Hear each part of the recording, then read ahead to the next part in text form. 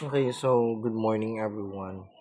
Now, so for today, what I would like you to, what I would like to teach you is how to utilize and then how to create new layers. No, si layers para siyang yung ano, di ba parang yung kung sa face mask, siya yung sinasabi natin yung ilang sheets yung meron diyan sa yung ano face mask, gaano siya kakapal, parang ilang plies, no?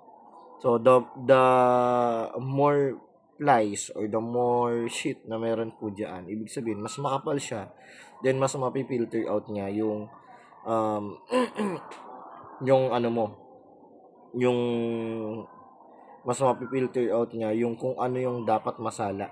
Like hindi makalusot yung mga bacterias, no, yung mga dust, yung mga ano, yung dust mites ganyan o any particles na humahalo sa hangin natin. So, yun yung sinasabi nating layers, same na same siya doon. Same thing with filters para sa mga waters. Now, there are layers of ano na magpo-protect sa'yo o magpi-filter out nung mga particles na nandun nakahalo sa water natin.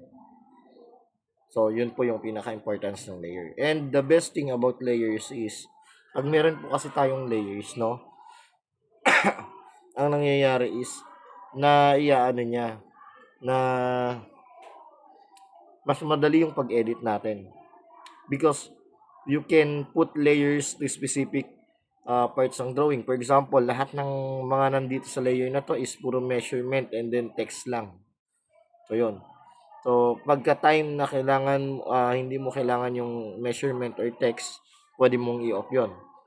Halimbawa, yung mga nandito lang sa ano to, layer na to is puro mga windows or doors lang. So, pagka hindi mo kailangan ng windows o yung doors na symbols, pwede mong i-off. So, ibig sabihin, hindi sila magagalaw, no? Hindi mababago, hindi ka magugulo, o hindi ka malilito sa pag-edit. No, mas magiging advantageous para sa atin 'yan pagka kayo po ay gumagawa na ng 3D objects. No, so for now, halimbawa gawa tayo ng ano na ng eto na lang title block dito yung gamitin natin. Ayan. So just for example, this is our title block. No, gaya nung sinabi ko kahapon na instruction to go to layers manager. No, yung layer manager po na ano box. Ang gagawin ninyo is to click etong 3 dots na nasa may right side, upper right, tama. Hanapin yung format, tapos dyan sa format, andyan po yung layers. Click po natin yung layers. As you can see, there is already an available layer po dyan, which is yung 0. Well, that is the default layer that we have. Ngayon, gagawa tayo ng layer. Click nyo lang po itong plus sign dito. Ayan. Baguhin ang pangalan po niyan. Pwede kayong maglagay ng pangalan like floor. O kaya, just to be precise, 2D floor. Next. So, see, meron tayong 2D floor na naririto. Pwede nating baguhin ang color po niyan. O, pwedeng white. Gusto kong white lang ang gagamitin kong color para sa 2D floor. So, no other colors. Next.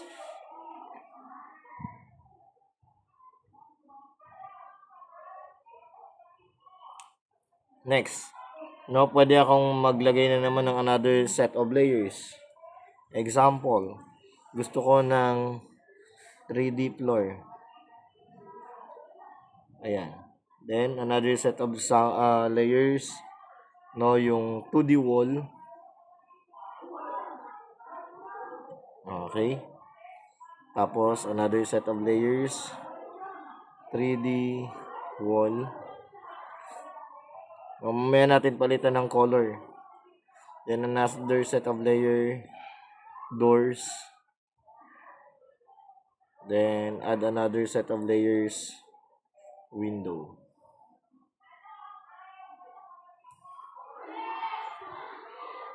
So, yan, meron na tayong mga ganyan. No? Yan lang muna for now. But then, as long as we will be adding other drawings dito sa ating ano po, sa ating ginagawa na floor plan o gagawin na floor plan, no, the more na madadagdagan din po yung ating layers. Ayan, may habol ako. Example, text slash, ayan, text lang muna.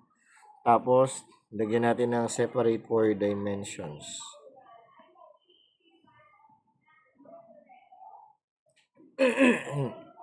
Okay, yan. Edit natin yung mga no, so yung 2D floor natin is white lang. Yung 2D wall, ang color is cyan. 3D floor is white lang po. 3D wall is cyan pa rin. Then, yung dimensions natin, as you can see, no, nagbabago yung kulay dito. Dimensions natin should be in color, what's more fitting, I think, mas okay ang yellow para sa dimensions. No? Green na lang tayo. So, doors natin, yellow. Text natin, pwede po ang yellow. And windows natin should be red. So, yan. We're all set na. Then, if you are going to create something, halimbawa, ang gagawin mo na ngayon is puro 2D wall lang. No, natural, ang gagamitin mo is yung 2D wall. And, pwede mo siyang iset as ganito. Set current mo kagad. Pwede po yun. No, so, ganun yung technique natin in using yung ating mga dito, layers. No, so, for example, I am going to create floor. So, set current ko to. Ayan, nakita ninyo may check. Kanina, ang may check yung nasa taas, ito. No, yan yung may check. Ngayon, kung titingnan ninyo, nagbago yung may check. Diba? Pag sinet current natin yung 0, nakita ninyo yung 0 na yung may check ulit. Pero pag sinet current natin yung 2D floor, yan na po yung may check. Okay, so ganun po siya. Next, let us try to draw something. Paano nag-apply si layers? Example, gagawa ko ng mga objects or mga boxes. So, example lang yan. Tapos, kung ano ng mga objects na gusto kong gawin, apply ko lang.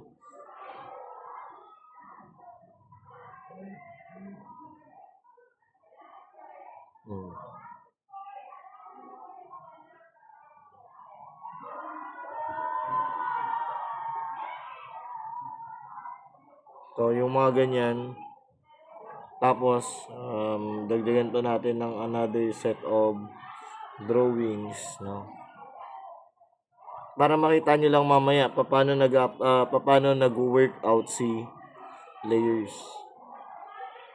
So, just for example, this is our drawing.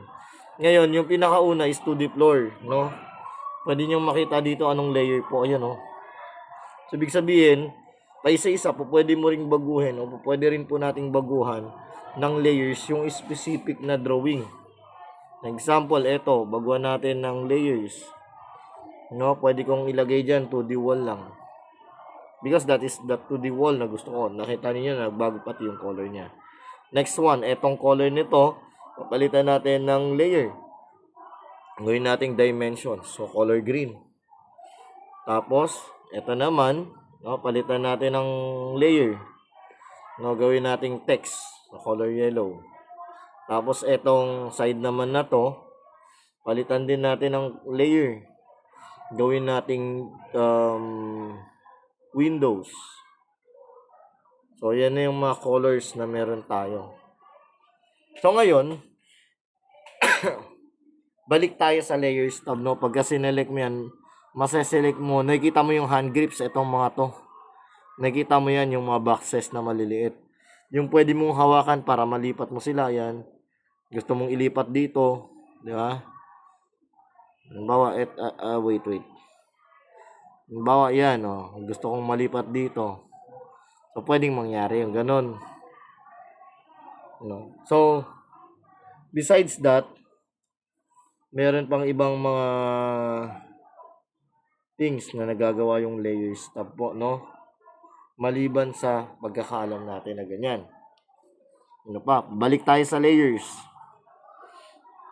Na nakikita ninyo dito sa may layers tab po, merong mga button sa kada tabi ng layers.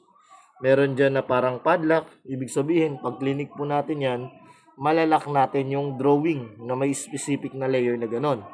Halimbawa, lahat ng drawing na ang gamit na layer is 2D floor, malalak siya. So, try natin. Nalock yung lahat ng layer na may 2D floor. So, anong ibig sabihin po ng nalock? Kahit i-select natin, nakita nyo naman na select siya. Pero, hindi nyo po mabubura yan. Ayan o. Hindi nyo kasi maseselect siya. Ibig sabihin, ayun yung nangyayari sa kanya. Nakalock. There's no way na ma-edit natin yung objects kapag nakalock po siya. Ganun yung kinaganda ng layers. So, try natin kung talagang mag-a-apply yan, sir, ha. Try nating mag-trim.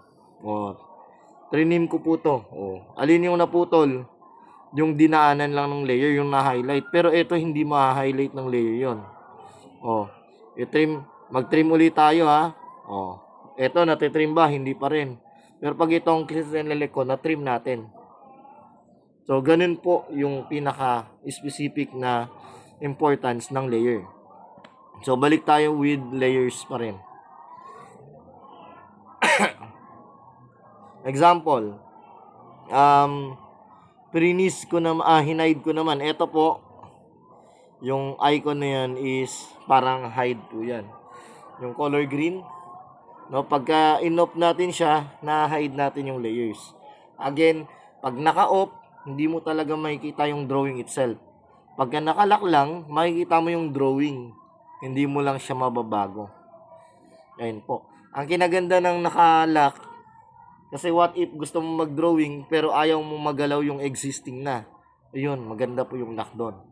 Pero if ayaw mong makita yung object kasi medyo magulo na, messy na, pwede mong i-hide. Yun na po yung pwedeng mag-hide tayo. Sample to, hinide natin yon, messy. Diba? So, pagka mag-edit ka ngayon, halimbawa, magbubura ka, syempre, kung alin lang yung nakita natin na nandito sa drawing, ayun lang yung may edit mo. Ayun lang po. So, halimbawa, iyan. Select natin to. Connect natin dito sa may bandang gitna. Diba? So, sila lang yung nabago.